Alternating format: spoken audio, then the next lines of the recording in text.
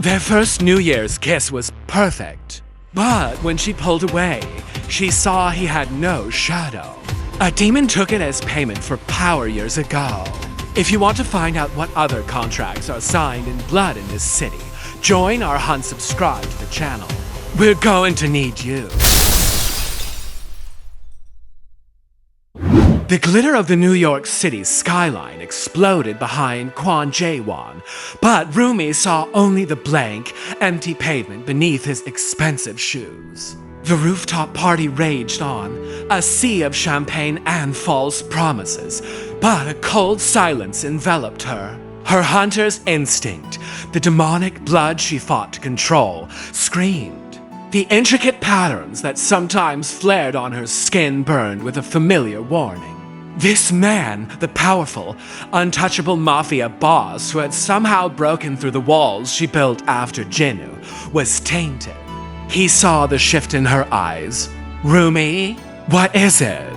His voice was a low velvet, the same voice that had made her forget her duty for one stupid, perfect moment. Her mind raced. Expose him, plunge her Sangium blade into his chest right here, or play dumb? The choice was a razor's edge. She was Rumi of the K-pop group Hunter, a warrior hiding behind a bright electric pop idol aesthetic.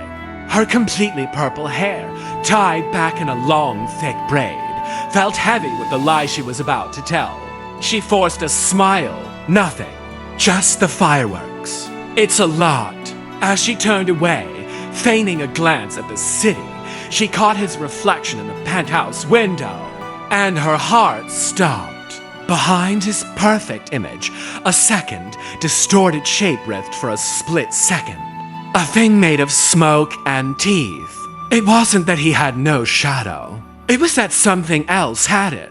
She chooses him. Every instinct, every ounce of her training screams against it, but she silences the hunter and listens to the woman. For a week, that choice feels like a secret, beautiful victory. Then comes the night of the concert. This is it, the pinnacle. Madison Square Garden, sold out, broadcast live to millions. This is the moment Hunter becomes legendary. The roar of the crowd is a physical force, a wave of pure adoration that Rumi rides like a goddess. Her purple braid whips through the air as she hits her mark, every move perfect, every note flawless. Her yellow racing K-pop jacket a blur of motion, her blue tight shorts gleaming under the stage lights. Her world is a supernova of light, sound, and energy.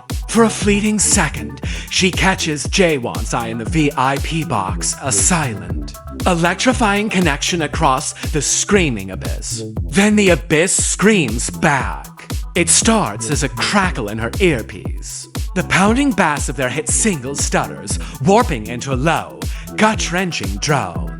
The lights flicker, casting the stage in a sickly green glow. Confusion ripples through the crowd, a murmur that grows into a roar of a different kind. Through the speakers, a new sound emerges, slick and cold, layered over the mangled music.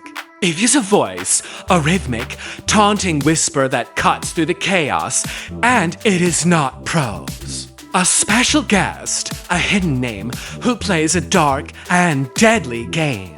Let's thank our sponsor for this show, Kwon Jae-won, from Down Below. A single, rogue spotlight detaches from the stage and swings out over the audience, a searching finger of light. It finds the VIP box and locks onto Jaewon's face, exposing him to 20,000 pairs of eyes. On the massive LED screens behind the band, the slick graphics dissolve into a flickering montage of ancient, demonic sigils. The scandal is not a slow burn, it is an explosion.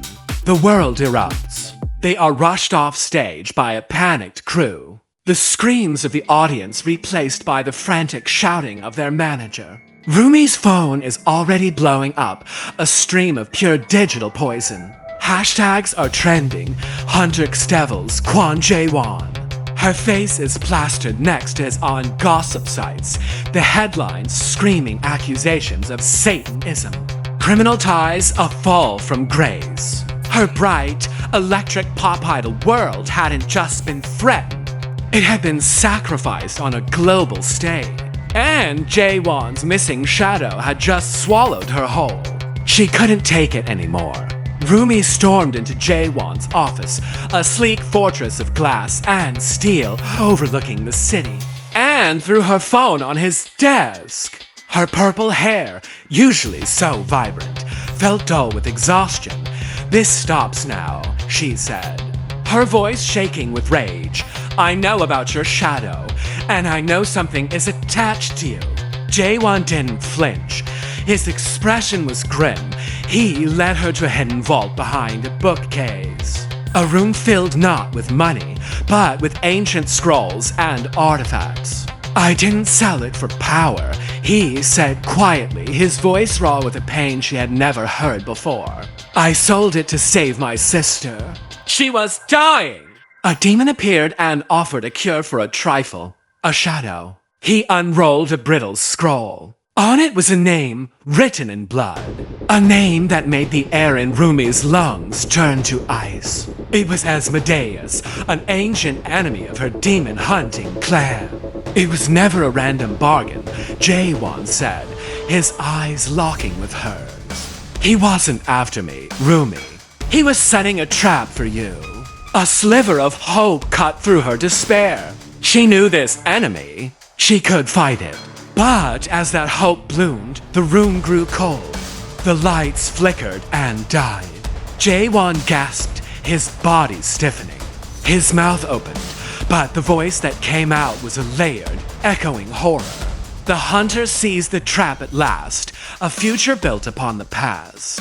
But love's the chain you cannot break. Your joined souls are mine to take. The horrifying truth crashed down on her. The demon hadn't just used him as bait.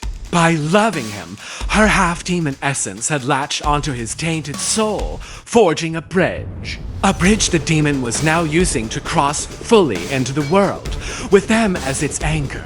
Her love hadn't just been a weakness. It was the key to a global apocalypse. Defeated, Rumi sank to the floor. All was lost. But then she looked at Jaewon's face, twisted in a silent scream, as the demon used him like a puppet. She saw the truth. The demon wasn't a warrior. It was a merchant. It understood contracts, payments, and equal exchange. An empire was just dust to a being like that. But a soul had value. She rose to her feet, her gaze clear and hard. She wasn't speaking to Jaewon anymore. "You want a new deal, Asmodeus? Here it is!" The demon paused, intrigued. "I will give you my sight," she declared, her voice ringing with power. "My ability to see the spirit world, to track your kind. A hunter's greatest tool. Take it and you can blind my clan forever. That is my payment for his shadow." The entity considered. "A worthy offer," it hissed from Jaewon's lips.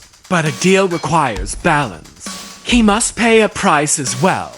He will give me his memories of power, all knowledge of his empire, every ounce of command, every drop of fear he ever inspired. He will be a nobody." Rumi looked at Jaewon, at the man trapped inside, and saw a flicker of his true self in his eyes. A nod that they both accepted. A blinding flash of agony.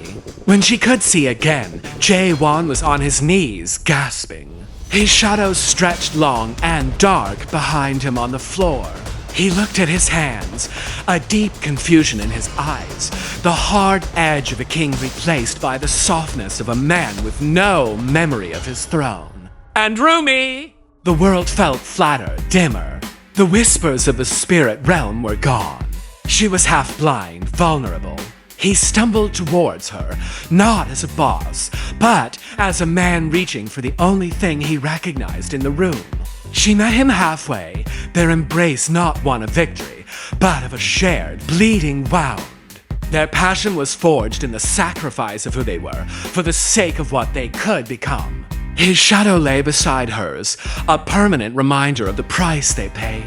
And in that shared darkness, their true story began. Whose sacrifice do you think was greater, hers or his? Cast your vote in the comments. Let's see which side wins. If this story made your heart pound, seal the contract by hitting the like button. And send it to someone who isn't afraid to stare into the dark.